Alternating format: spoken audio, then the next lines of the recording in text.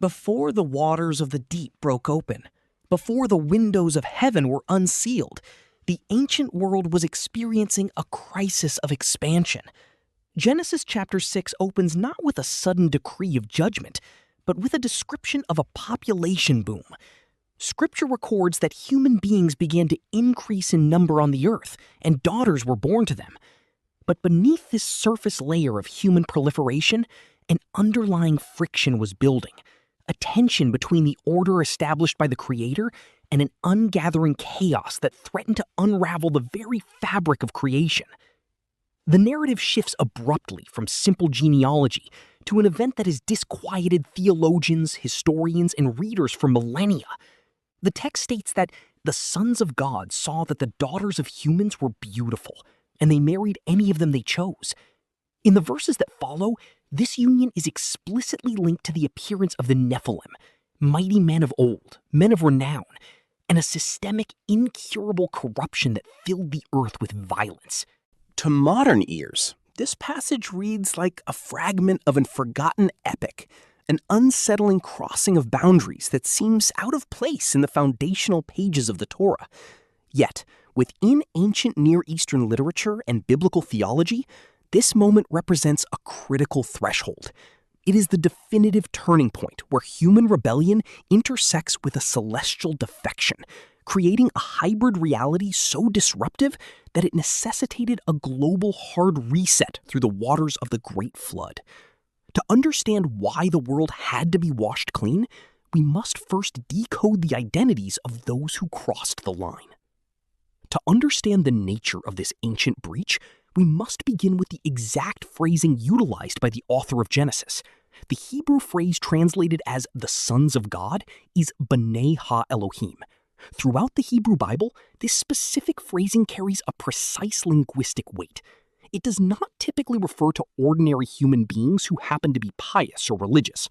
Instead, when B'nai Elohim appears elsewhere in the Old Testament corpus, its context is undeniably celestial.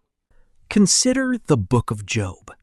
In the opening chapter, we are granted a view into the heavenly courtroom. One day the sons of God, the B'nai Elohim, came to present themselves before the Lord, and Satan also came with them. In Job chapter 38, as God questions Job regarding the foundational architecture of the universe, he asks who laid the earth's cornerstone, while the morning stars sang together and all the sons of God shouted for joy. Humans did not witness the creation of the earth. These sons of God were the angelic, divine council, the spiritual host brought into existence before the physical world was framed. When the Greek translators of the Old Testament produced the Septuagint in the 3rd century before Christ, they recognized this connection explicitly. In several early manuscripts of Genesis 6, they translated B'nai Elohim directly as Angeloi tou Theo, the angels of God.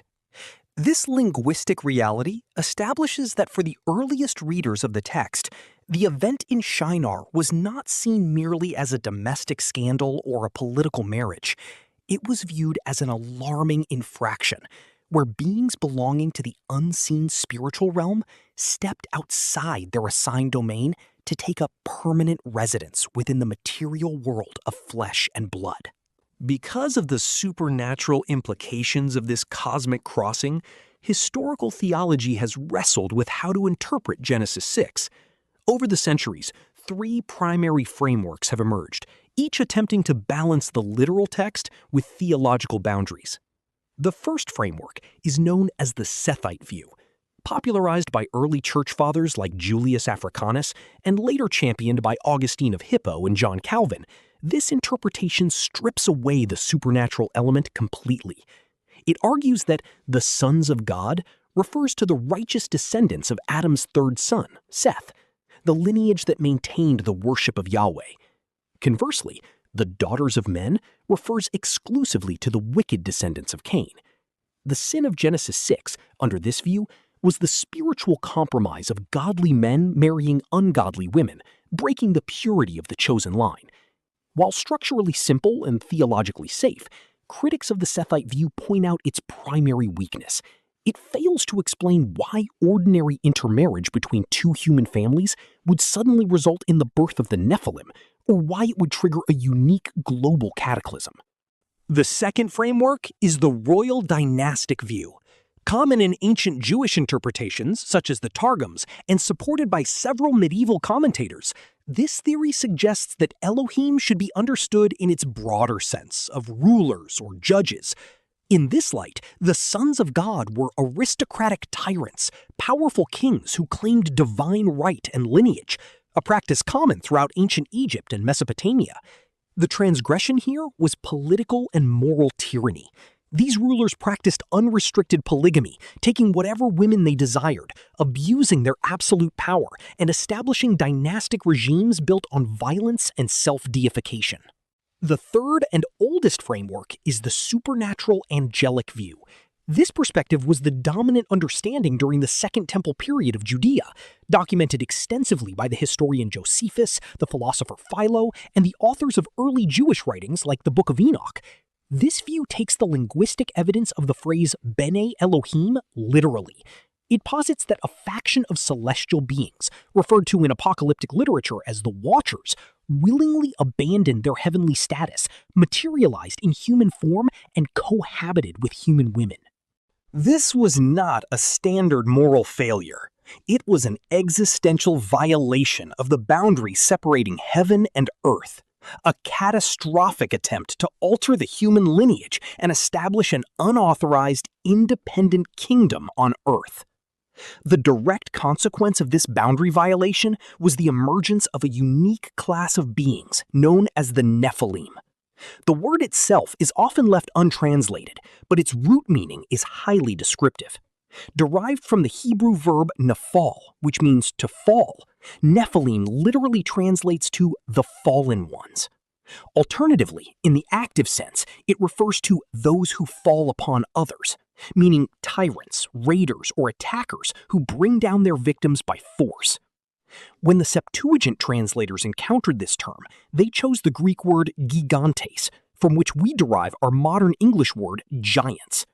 However, in the ancient Greek worldview, gigantes did not merely imply unusual physical height, it carried a specific mythological connotation. The gigantes of ancient lore were the earth-born offspring of celestial deities and the earth, beings of immense strength, erratic behavior, and immense violence. The text of Genesis 6 elaborates on this description, adding that these individuals became the Gibborim, a Hebrew word meaning mighty men, heroes of power, or legendary warriors. They were men of renown, individuals whose exploits filled ancient folklore, but whose power was completely detached from the moral authority of God. The presence of the Nephilim signifies that the cosmic breach had infected the human environment with an overwhelming scale of violence. They were physical manifestations of a corrupted order, mighty, famous, and terrifying, yet completely unauthorized by the design of creation. The earth became trapped in a cycle of destructive tyranny, where power was worshipped and the weak were crushed under the feet of these legendary warriors. The reaction of heaven to this escalating corruption is immediate and absolute. In Genesis 6:3, Yahweh issues a decree, "My spirit will not contend with humans forever, for they are mortal. Their days will be 120 years. This was a countdown, a divine stay of execution. God looked upon the earth and saw that the wickedness of the human race had become great, and that every inclination of the thoughts of the human heart was only evil all the time. The text uses deeply emotive language, stating that the Lord regretted that he had made human beings on the earth, and his heart was deeply grieved. This grieved response underscores that the problem was not just behavioral, but structural. The creation had become deformed. This perspective clarifies why the New Testament writers treat the narrative of Genesis 6 with such gravity. Far from treating it as a forgotten myth, the apostles utilize this event as a primary warning dynamic for cosmic justice. In the Epistle of Jude, verse 6, we find a direct commentary on this supernatural transgression. And the angels who did not keep their positions of authority, but abandoned their proper dwelling, these he has kept in darkness, bound with everlasting chains for judgment on the great day. Peter echoes this precise sentiment in his second epistle, writing that God did not spare angels when they sinned, but sent them to Tartarus, putting them in chains of darkness to be held for judgment. The use of the Greek term Tartarus, the lowest abyss of mythological torment reserved for rebellious titans, indicates that early Christian theology viewed the sin of Genesis 6 as a unique, high-order rebellion that required immediate, specialized isolation by divine justice. The narrative of the sons of God, the daughters of men, and the resulting Nephilim is more than an ancient mystery. It is an exploration of the absolute necessity of divine boundaries. In the biblical worldview, boundaries are not arbitrary restrictions designed to limit freedom. They are protective lines drawn by a wise creator to preserve life and order. When humanity and celestial forces sought to erase the boundary lines between heaven and earth, they did not achieve a higher state of existence. Instead, they unleashed a wave of systemic violence and corruption that threatened to destroy the human race. The Tower of Babel was an attempt by humans to storm heaven from below. The breach of Genesis 6 was an attempt by fallen powers to compromise Earth from above. Both resulted in fragmentation and judgment. The ruins of the pre-flood world stand as a permanent reminder. True elevation does not come from crossing unauthorized boundaries or seeking autonomous power. It comes through aligning with the deliberate order of the Creator, trusting that the lines he has drawn are exactly where our life, our purpose, and our safety reside. Share this video with someone you care about. Like and subscribe to this channel. Keep praying for us.